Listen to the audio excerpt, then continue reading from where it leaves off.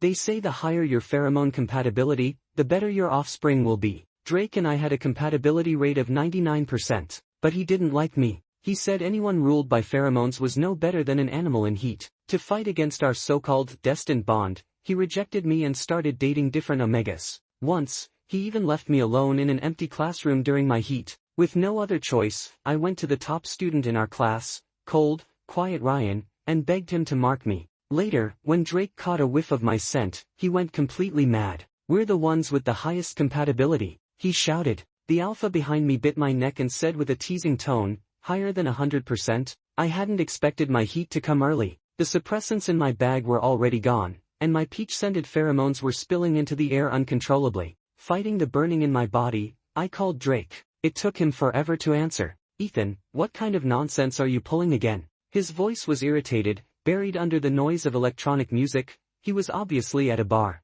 I didn't have the strength to argue. I could only whisper, "Drake, my heat started. Can you bring me some suppressants, please?" There was a short silence, then a mocking laugh. "You knew how compatible we are, and you're still using this as an excuse to see me, trying to make me lose control and mark you, so you can trap me, huh?" "I'm not." But he didn't let me explain. "The engagement was arranged by our parents. I never accepted it. Don't fool yourself, Ethan. I'll never like you." His tone was cold and slurred with alcohol. Before I could respond, the line went dead, leaving only the dull beeping sound. My legs gave out. I sank to the floor, too weak even to hold my phone. Heat spread through my body like fire, burning from the inside out. School had long ended, everyone was gone. No one knew there was an omega in heat, locked alone in a classroom. My breathing grew shallow, my mind hazy. Just when my last bit of reason was slipping away, I heard the back door creak open. Sunlight from the setting sun spilled through the crack. Someone stepped in, backlit. I couldn't see his face, just heard a quiet voice. "Ethan." I recognized it instantly. Ryan, the quiet, reserved honor student. The air was thick with my pheromones. He must have realized what was happening. His voice came out a little tense. "I'll go get suppressants." But the campus store had closed hours ago, and the nearest pharmacy was at least a kilometer away. An omega in heat feels unsafe, unbearably alone. I didn't want to be by myself. Fear washed over me like a tide. Desperate, I reached for him, my voice hoarse. "Don't go." He froze mid-step. Then he pulled out his phone and said something quickly. After a moment of hesitation, he crouched down in front of me. "The ambulance is on its way. Just hold on a little longer." His lips moved, but the words blurred in my mind. I couldn't make sense of them. My chest crawled with heat, like 1,000 ants biting and burning under my skin. For an omega, only two things can ease the pain: suppressants or an alpha's pheromones. And Ryan was an alpha. The moment I realized that, something inside me stirred, every cell screaming for him. My body moved before my brain did. I pushed myself up and grabbed his collar. He stumbled, falling forward. I leaned against him, breathing in his scent like a lost puppy. His shirt was buttoned to the top, and there was a suppression patch at the back of his neck. He'd sealed himself off completely. All I could smell was the faint scent of detergent. "Please." I was almost crying, fumbling at his buttons but too weak to undo them. Ryan caught my wrists firmly. "Ethan, no. You can't." I didn't answer, just pressed closer, rubbing my face against him. "I want your pheromones, please, just a little." The room was thick with my scent, so heavy it almost wrapped Ryan in it too, like drowning in a sea of peaches. He clenched his fists, knuckles white, veins rising under his skin. His long lashes cast shadows over his flushed face as he struggled to hold himself back. I couldn't look away. Ryan, always so cold, so distant. Until now, I'd never really seen his face up close. And he was beautiful. Sharp eyes, straight nose, lips soft and red, the kind that looked far too easy to kiss. Maybe it was the heat talking, but I grew bolder. My lips brushed his, and a quiet sigh slipped out before I could stop it. Just as I'd imagined. I tasted his pheromones, dark and rich like rum. I remembered from biology class, pheromones can be exchanged through more than marking. Kissing counts too. But it wasn't enough, just a trickle when I needed an ocean. Instead of soothing me, it only made me ache more. Not enough. I needed more. I licked at his lips. Ryan's eyes widened in disbelief. I didn't care. My instincts had taken over. Then, he shoved me away. Hard. "Do you even know what you're doing?" His lips glistened, his voice unsteady. The pheromones inside me were raging, burning through my veins, my gland throbbing with heat. I didn't answer. I just buried my face in his neck, exposing the pale skin at the back of mine, the most vulnerable part of me. Mark me, please, Ryan. It hurts so much. Just give me some pheromones. My voice broke, trembling as I called his name again and again. Just as my consciousness began to fade, a strong hand grabbed my neck. A low, rough voice growled beside my ear, "Don't regret this." Then came the sharp sting, my gland bitten open. Pheromones surged into me, flooding every vein, burning and electric all at once. It was overwhelming, pleasure tangled with pain, until all my strength was gone. The rich scent of rum filled me, dizzying and intoxicating. Though I hadn't had a drop to drink, I felt drunk. My eyelids grew heavy. Darkness pulled me under. When I woke, I was in a hospital room. I reached for the back of my neck, feeling the suppression patch, and flinched. Ryan must have bitten hard, even the lightest touch hurt. Something small pressed into my palm, a button, probably torn from his shirt. Without thinking, I lifted it to my nose. There was still a faint trace of rum. Realizing how pathetic that looked, my face burned. I hid the button in my pocket. The doctor prescribed some suppressants, then paused at the door. "When you have time, bring your boyfriend in for a pheromone compatibility test." It took me a second to realize who he meant. He's not my boyfriend. But the doctor just waved dismissively, with a knowing smile that said, "I won't tell anyone." I could only stay quiet. "Is there a problem?" "Not exactly," he said. "It's just, his pheromones integrated really well with yours. I'd say your compatibility is probably quite high. For alphas and omegas, pheromone compatibility defines attraction and connection. The higher the match, the stronger the bond, and the better the chances for healthy offspring. Usually, anything above 80% is considered exceptional. Drake and I once scored 99%. We even made the local news. So I didn't take the doctor's words seriously. After all, could anyone ever reach 100%? No such perfect match had ever been recorded. Then my phone buzzed. A message from Drake. "I'm sorry, Ethan. I drank too much last night. I didn't mean what I said. I went to the classroom, but you were gone. Are you home? I'll come see you." I stared at the message, feeling nothing. Words, once spoken, whether intentional or not, still cut deep. After a long silence, I blocked his number. I wasn't sure if it felt like relief or regret. Maybe both. Drake and I had grown up together, inseparable since kindergarten. Our parents used to joke that once we differentiated, we wouldn't be able to stay so close. Drake had puffed out his chest and declared, "Then I'll just marry Ethan. That way we'll never be apart." Everyone laughed. I kicked him under the table and protested, "Why can't I be the alpha instead?" He'd gone red in the face, stammering, "Then, I'll marry you." I couldn't help laughing. By our first year of high school, we'd both differentiated, he as an alpha, me as an omega. Our compatibility rate, 99%. It was absurdly high. The local media interviewed us. Our parents were thrilled. They even held a small party, calling each other in-laws. I didn't feel much. Honestly, I didn't know what to feel. Only Drake seemed unhappy, his head hanging low. After that, he started avoiding me, ignoring my messages, spending nights out drinking and clubbing. I could feel it, the distance growing between us. And I had no idea what I'd done wrong. So I chased after him, begging him to tell me. The harder I tried, the more he hated me. "Everyone keeps forcing me to be with you. No one cares if I want to live my life controlled by pheromones. It's disgusting." Watching him lying drunk on the ground, I didn't know what to feel. Maybe I just wanted things to go back to how they were, when we were just friends. But I never thought I'd become the thing that made him feel trapped. After my heat cycle ended, I went back to school. The moment I walked into the classroom, I saw Ryan sitting by the door. He was wearing the blue and white school uniform, his shirt buttoned neatly all the way to the top. That kind of precision made him look almost ascetic. I licked my lips, feeling an odd warmth spreading from the back of my neck where the suppressant patch was. I deliberately walked past him, but he kept his head down, not even sparing me a glance. Cold, distant, as if the person who had once pinned me against the wall and bitten my neck wasn't him at all. He was trying to draw a line between us. Realizing that made something in me twist uncomfortably. He'd kissed me, bitten me, and now he wanted to pretend nothing had happened? Not that easy.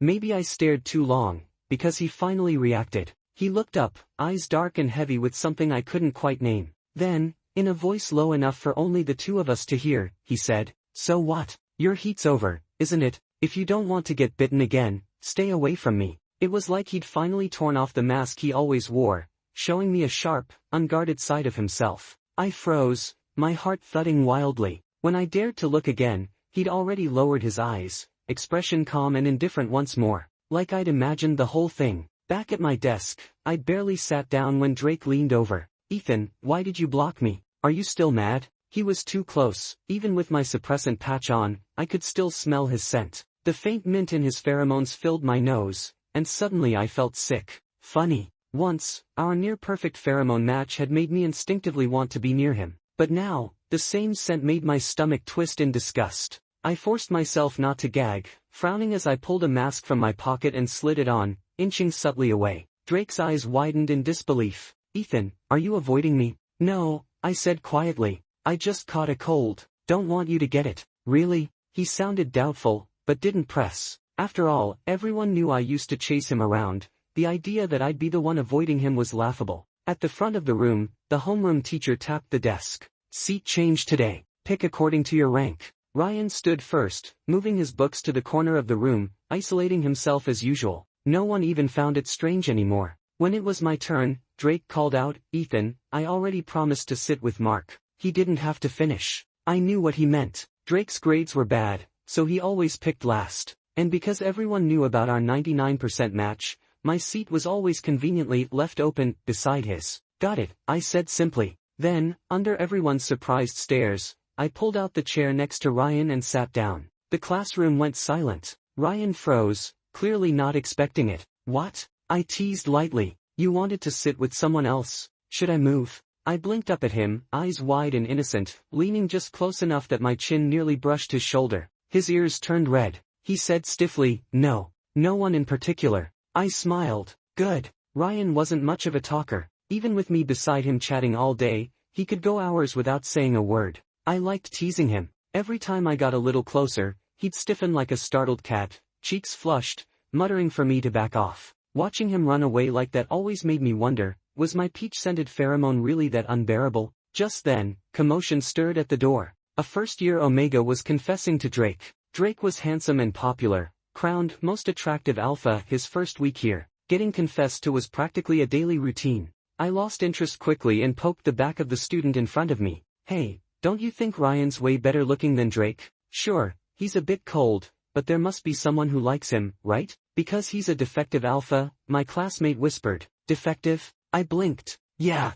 he can't even release pheromones. No Omega would want that. Before I could respond, Ryan walked in. My eyes narrowed slightly as I watched him sit down. Propping my chin on my hand, I studied the sharp lines of his profile, something in my chest quietly shifting. A defective alpha, huh? Then who was the one who marked me that night in the classroom? He caught me staring. What? He asked, touching his face, voice a little uneasy. I tugged lightly at his sleeve, pretending to be playful. Aren't you hot in that thick jacket? Or are you hiding some big secret under there, HM? It was like I'd hit a nerve. Ryan suddenly stood, yanking his arm free, face pale. Don't touch me. His voice rang out sharper than intended, drawing murmurs from nearby classmates. Knew it. Weird temper, typical for a defective alpha. Why's Ethan even sitting next to him? Ryan turned away, expression unreadable. I froze, hands still midair, and after a beat, awkwardly pulled it back. That look on his face, I knew it too well. Drake used to look at me the same way.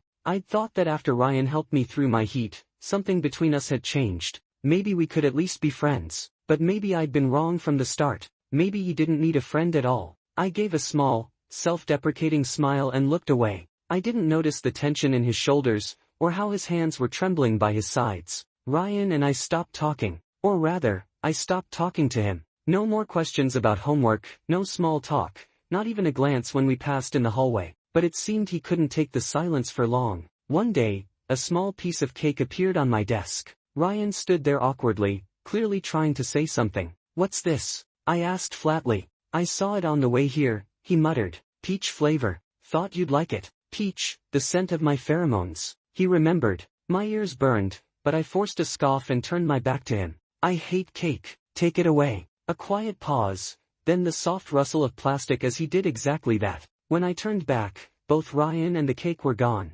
Seriously, you couldn't even argue a little? I was ready to forgive him if he'd just said a few words. Now I was even more annoyed. That mood followed me all the way to the afternoon's physical fitness test. We were pairing up for sit-ups. Everyone quickly found partners, everyone except Ryan, who stood there alone, looking completely lost. After a moment's hesitation, I sighed and walked over to hold his legs down. A few curious glances came our way. Even Drake looked over, brows furrowed like he couldn't figure out what he was feeling. Ethan. When Ryan realized it was me, his eyes lit up instantly. I frowned at him. What? You don't want to pair up with me? Fine, I'll go. I do, he blurted, almost panicking. Then he threw himself into the exercise, moving so fast it was like he was trying to make up for every second we hadn't talked. I couldn't help but think, wow, he's really got strong abs. After a few dozen more, his pace slowed. He lifted his head, breath coming a little uneven. Ethan, I'm sorry. I looked up, met his eyes. They were bright, earnest. I didn't mean to snap at you that day, he said softly.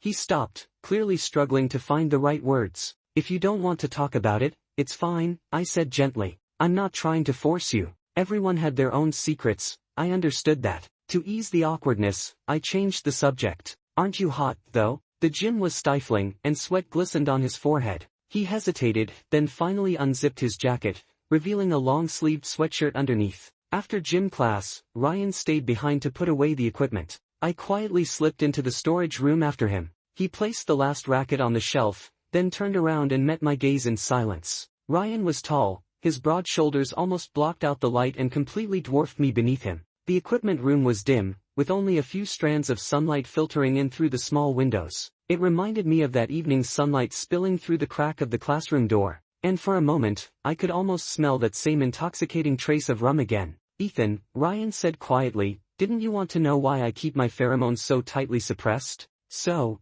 he's finally planning to be honest with me? My heart skipped a beat, though I tried to sound indifferent. It's fine. I'm not that curious. Yeah, right, I was dying to know. Just tell me already. As if making some heavy decision, Ryan pulled me toward the corner and had me sit down on one of the mats. Then he crossed his arms, gripped the hem of his sweatshirt, and lifted it off over his head. Wait, what? We're talking, why are you undressing? This was actually the first time I'd ever seen an alpha half-naked since my own secondary gender awakening. But before I even had time to blush, I realized something was off. Under the faint, uneven light, I could finally see clearly. Ryan's bare skin was covered in bruises and countless small puncture marks. It's pheromone disorder syndrome, he said evenly. During my sensitivity period, other alphas use 1 dose of suppressant. I need 10 times that amount just to stay in control. The doctor said if I keep this up, my gland will eventually fail. I'll lose my ability to reproduce and become a defective alpha. Isn't there any way to fix it?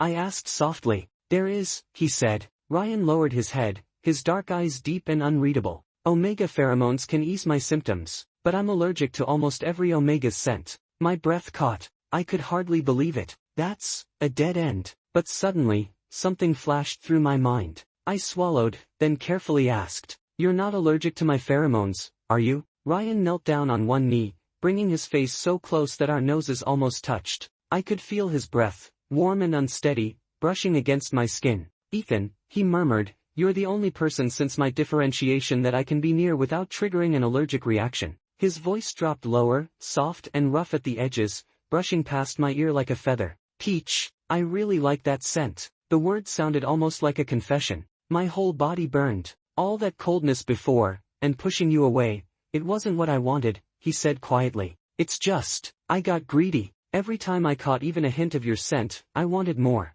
I was afraid that one day, not even the strongest suppressants would be able to hold me back. Silence filled the air. Ryan leaned back against the mat, trying to look calm, but his white-knuckled hands betrayed the tension beneath the surface. In that moment, he looked like a stray puppy, quiet, obedient, tail tucked, waiting to be chosen or abandoned. My heart softened immediately. I spoke without thinking. Let me help you. What? Ryan's head snapped up, disbelief flickering in his eyes. I met his gaze, steady and serious. During your next sensitivity period, I'll share my pheromones with you. Don't use suppressants anymore. We're friends, right? Friends help each other. That's normal. Friends. He repeated the word under his breath, tasting it over and over, until every unspoken feeling between us melted into that single word. Then, can I have a little of your pheromone now? His voice was barely above a whisper, a request, but also a test. Put your shirt back on first, I said, flustered. Ryan's ears turned red as he hurried to pull his sweatshirt back on.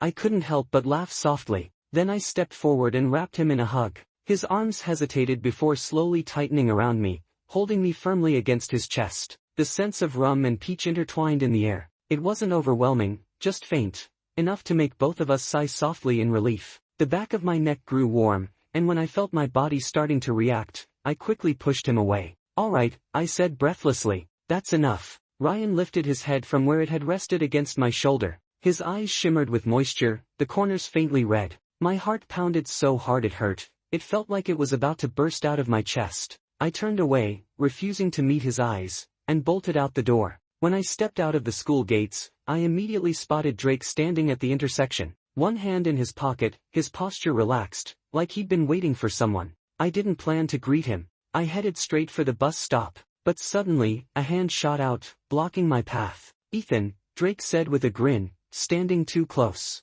"Let's go home together today." Unavoidably, I caught his scent, minty, fresh, and faintly laced with another unfamiliar Omega's pheromones. I frowned and said nothing, brushing past him and boarding the bus. I found a seat by the window. Drake froze for a second, then quickly followed me up. "Did you drink?" he asked after a moment. "You smell like rum." I turned my head away, ignoring him. He gave an awkward laugh and changed the subject. "Remember how we used to hit the arcade after school? We'd play all afternoon until someone dragged us home, and your mom would cook bamboo shoots with pork as punishment." Drake's voice softened, nostalgia flickering in his tone, as if there had never been a wall between us. I found it almost funny. He was the one who pulled away first, the one who told me to stop clinging to him. And now here he was, pretending nothing had happened, sentimental for no reason. "What exactly are you trying to say?" I cut him off impatiently. "Ethan," Drake hesitated, "what's going on between you and Ryan? So that's what this is really about. Why do you care?"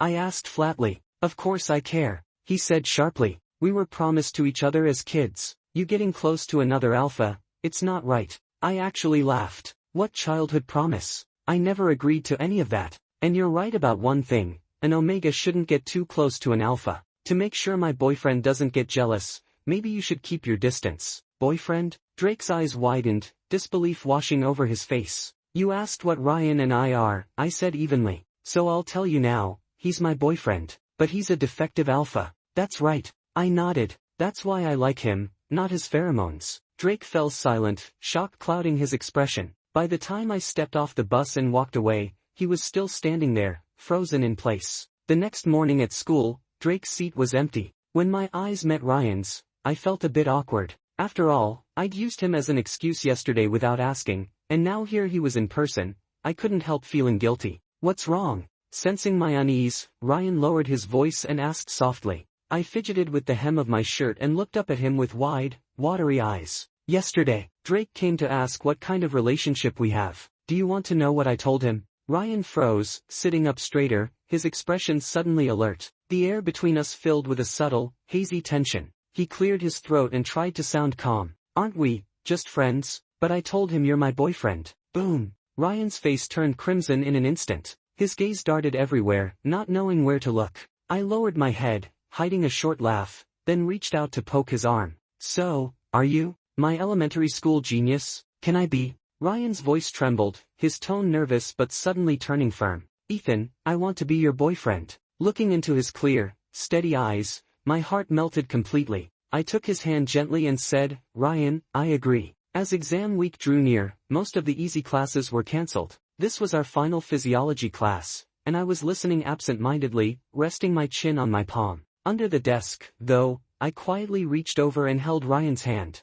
Up front, the teacher tapped the blackboard, talking about pheromone compatibility. The higher the compatibility between pheromones, the healthier and stronger the offspring. At present, the highest compatibility rate recorded in the world is 99%. It's extremely rare, and people often call such a pair fated partners. "Isn't that like Drake and Ethan?" someone blurted out. In an instant, nearly everyone turned to look at me. The teacher smiled, trying to calm the sudden buzz. "Well, since we have a real-life example in class, let's use these two students to illustrate. Drake and Ethan's pheromone compatibility is 99%. If Ethan were accidentally marked by another alpha, Drake could override any foreign pheromones in his system. Even a permanent mark?" someone asked. "Of course," the teacher replied. "That's why we call it destiny." My left hand suddenly throbbed. Ryan was gripping it too tightly. I turned and saw his brows furrowed, his whole body tense. "What if someone had a 100% match with Ethan?" a timid girl asked. The teacher paused, then smiled faintly. "Then that person could override any alpha's pheromones. But as of now, no such perfect match has ever been found." That class felt endless. If looks could kill, I'd have been riddled with holes by my classmates already. When the bell finally rang, I let out a long breath, but as soon as I turned, I realized something was off with Ryan. He looked pale, fists clenched, trembling uncontrollably. "Ryan, are you okay?" "Ethan, I think my sensitivity period just started." He reached for his bag, but I stopped him. "You can't use suppressants anymore," I said softly. "Don't be scared. I'll stay with you." After getting permission from the homeroom teacher, I followed Ryan back to his place. A small one-bedroom apartment, every corner carried traces of him living alone. "You live by yourself? Where are your parents?" Ryan's eyes lowered, his voice rough. "They had another kid, a younger brother. Sent me here and just send money every month." He spoke vaguely, but I understood right away. Neglect disguised as freedom. My nose stung. I swallowed the lump in my throat and hugged him. "You really are a poor thing." Ryan buried his face in the crook of my neck, his voice muffled.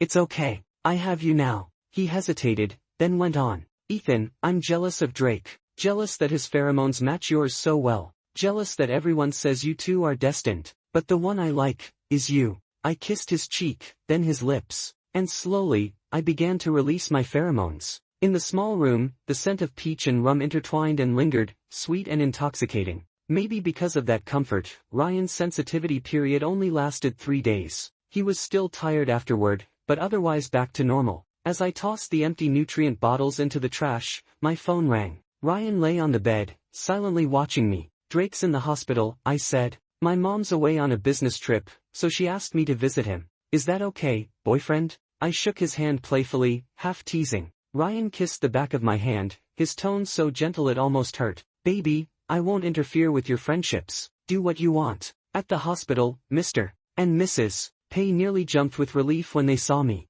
"He got into a fight at a bar," Mr. Pei explained quickly. "The pheromone stimulation sent him into an early sensitivity phase. He's being stubborn, refuses to take suppressants. Even half-conscious, he keeps calling your name. Ethan, your compatibility is so high, could you maybe give him a little pheromone comfort? We can't stand seeing him like this." I refused immediately. "I'm sorry, sir, ma'am, but I have a boyfriend now. It wouldn't be appropriate." The two parents exchanged awkward glances, clearly embarrassed. Maybe because they were talking so loudly, Drake slowly stirred awake on the bed. "Ethan." His eyes lit up the moment he saw me, but the joy faded quickly when he caught the faint scent of rum clinging to me. "You let him mark you? How could you?" My voice turned cold. "That's none of your business." People in sensitivity periods tend to lose control, and Drake was no exception. The minty scent in the room grew sharp and chaotic, instinctively rejecting the foreign pheromones in the air. The atmosphere turned suffocating. I'd come, I'd seen him, I'd done my duty,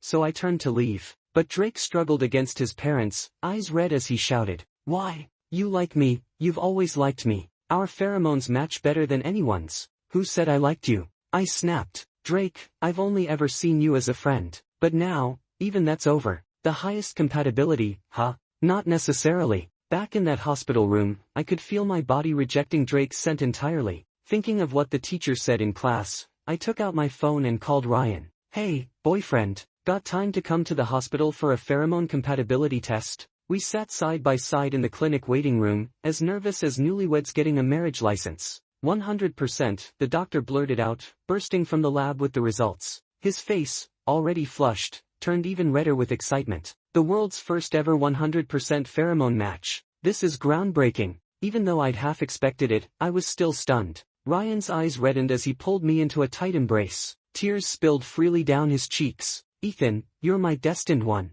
After hearing that our compatibility was a perfect 100%, Drake nearly lost it. He didn't actually jump, but before the final exams, his parents sent him abroad. Couldn't get into college here, so he went overseas instead. When the results came out, Ryan and I applied to the same university. He worked summer jobs to cover living expenses, while I spent my days lying on his bed under the air conditioner. Whenever he came home exhausted, I rewarded him with a kiss, or a hug. A 100% match really was something else. In the quiet hours of those summer nights, that tiny apartment filled with the blended scent of rum and sweet peach, warm, soft, and completely ours. The bed creaked softly as Ryan leaned in, lips brushing mine, his smile tender. "Caught you, my little peach."